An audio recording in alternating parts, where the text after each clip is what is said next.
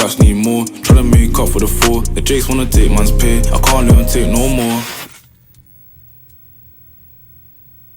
Welcome to a week in the life of a full-time Forex trader living in the UK. In this video, I'm going to be going to Monaco to visit some family and also just to experience a bit of a holiday. I am going to throw in a live chart analysis within this video as well, so make sure that you're staying tuned for that too. Massively appreciate all the support I've been getting on my videos recently.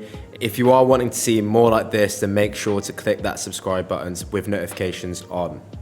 So we start off the video today in my house. I'm just making my bed and ultimately packing. This is about 2 hours before my flight, so as you can see, I'm not very well prepared.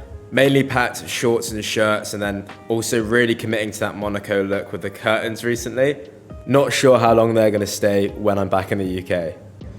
Anyways, we move into the kitchen where I open up my laptop to basically look like I'm working.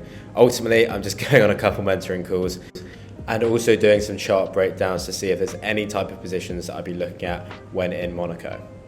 Normally I'd be in the office right now doing all this stuff in there, but obviously as I'm literally flying in about an hour, I thought it's probably best not to go to the office right now. After finishing my little session on the laptop there, I thought I'd go into the garden quickly and do literally exactly 40 press-ups for the camera, and then just stopping and pretending to read a book. Again, we'd normally be doing this in the office as we have a gym, but there's no point as, again, literally flying in an hour. So, as you can see, really good form, really great attempt at an entire workout for just 40 press-ups. And then we're gonna skip to me reading the new David Goggins book, You Can't Hurt Me or Can't Hurt Me. I actually haven't really read too much of it, just started it, have just finished The Psychology of Money. Really good book if you're looking to invest and understand a bit more about how the markets operate and the kind of unpredictable side of trading or investing more so. Goes through some really cool examples, like a guy called Ronald Reed who died with 8 million in his bank and he didn't actually ever spend any of it, and that was all from just investing in blue chip firms over a long period of time, or blue chip stocks. So yeah, really good read, Psychology of Money. Another one's Atomic Habits, a lot of people read that.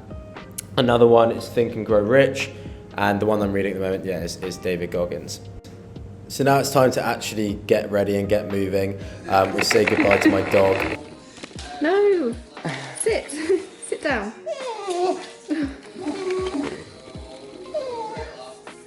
Oh, you sardines. So my dog was clearly upset that we were leaving her for a whole 5 days.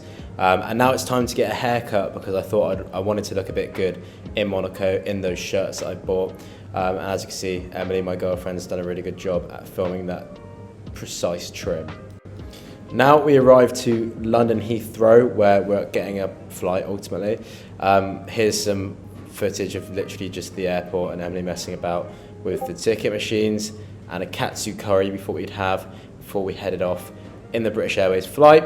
Really good flights actually. Luckily on the way back actually, we were really close to not being able to fly because of the air traffic systems going wrong in the UK, but we literally landed just before all of that went off. So here's the plane going from London, as you can see, going at some pace, and then we fly up, and it should have a nice little cool transition going from London straight into Monaco. Obviously it's going to be pretty dark. We landed in Monaco at like midnight, I believe, or close enough. It was still boiling. Now I can't stress how hot it was in Monaco. It was boiling.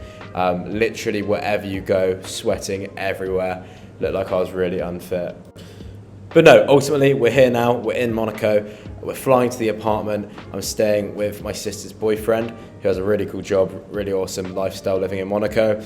And yeah, this is kind of the view that we had. There is the sea view back there, and here's some videos of some cars. We're by the casino right now. This is the first day, having a coffee, and these wraps, one wrap was 15 euros. Or maybe even more actually, but ultimately it's a really nice place. Look at that view, and now a lot of the content is going to be from my phone camera, so the quality might drop off, but ultimately, yeah, really fun time. Look at that view, it's literally insane there. The money out there is mental. Like, there's millionaires everywhere you go. So unfortunately, I couldn't film too much on my camera because I didn't want to bring it around everywhere with me. And I didn't get too many landscape videos on my phone. I did get a ton in portrait, so on my socials you can see a bit of what I did. But ultimately, we went around Nice and Monaco and saw loads of supercars. We did loads of cool things. We actually went and watched Nice play. We got kind of like a box service to a degree. Obviously did a bit of shopping and went to the beach and so forth.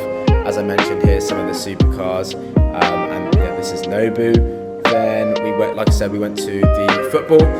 This is the stadium, this is what it looks like. In a minute, I'm going to show you the stadium noise is actually mental. Some really good networking people in there as well, but it is crazy the amount of noise that the Nice fans are making. There's a little corner with Lyon fans in there as well, but it was a good game to watch. Here's some footage.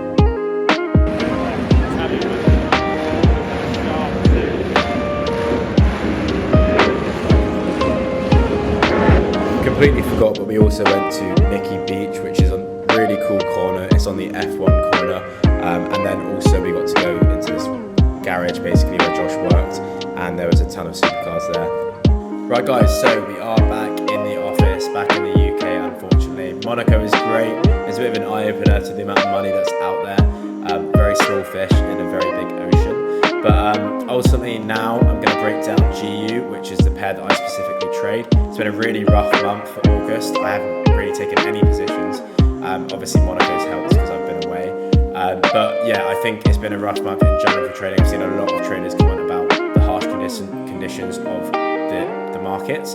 I would say for me, I did mention in my last live that I did with the Discord that I'm not really going to be looking for many positions this month just due to where we are in the market with GU. A bit of uncertainty in terms of whether we're actually going to see a full move to the downside or whether it's just manipulation to then push back up to the upside. Now I've got a bit more confirmation, so I'm going to go through that now in my analysis. Any questions on it, drop it in the comments. I'll try and get back to you as soon as possible. And yeah, hope you enjoy.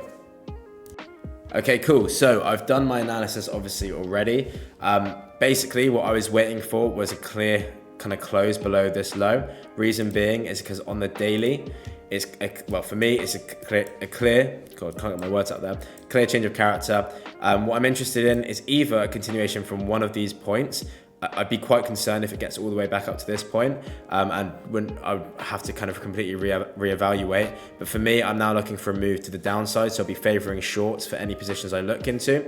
If I do get the trade criteria tomorrow, maybe in London session, if we see sweeps of liquidity and enough confidence is in there with my strategy to take a position, I will potentially take a short from this area. If not, I'll be looking at this as liquidity to then take a short, which from the nicer order block in my opinion, due to where the swing is and the fact that this is very much in the golden zone of that premium price. So potentially I am looking for maybe a trade from here down to here if we do get enough in terms of confidences within my strategy. If not, then I'll leave it and I'll wait until we basically hit this area up here, which again, I'll be looking at the confluences in the strategy. Again, if I don't get that, then I won't be taking a position. And that's where you've got to get to, I think, in trading, where you've got the discipline. I've just been on a call actually with a couple of members talking through over trading, waking up in the day and feeling like you have to trade.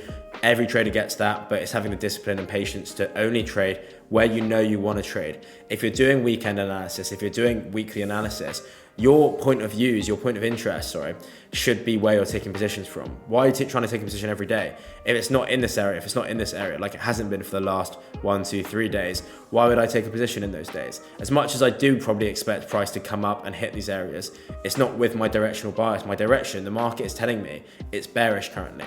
So why would I take a long? And that's where you've got to understand where your quality setups are. Again, sorry I'm not really doing like live analysis. I've kind of already done it and I can't be bothered to do it again. And this video needs to go out in about half an hour. So ideally, yeah, I need to edit this and stuff. So hopefully this is a good amount of information of where I'm looking to trade GU in the near future. I'll let you know how it goes. I'll be trading the 300k account next month. So we'll see how that goes, obviously. Got the 10k payout coming in about 3 days, which is cool.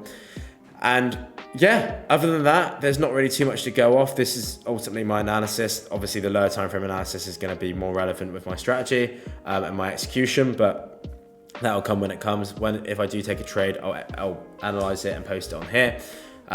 If not, I'll be posting it on my Discord. So if you are looking to learn to trade or understand exactly how I look at the charts and what my strategy is, there will be a link in my bio, basically with a link tree, and it will go to our free Discord. From there, you can book a call with me and I can go through a bit more details and exactly the process of how we get our members to the point where they are 6 figures funded, they are getting capital funded to them, they are beating these challenges like I do, and also getting payouts too.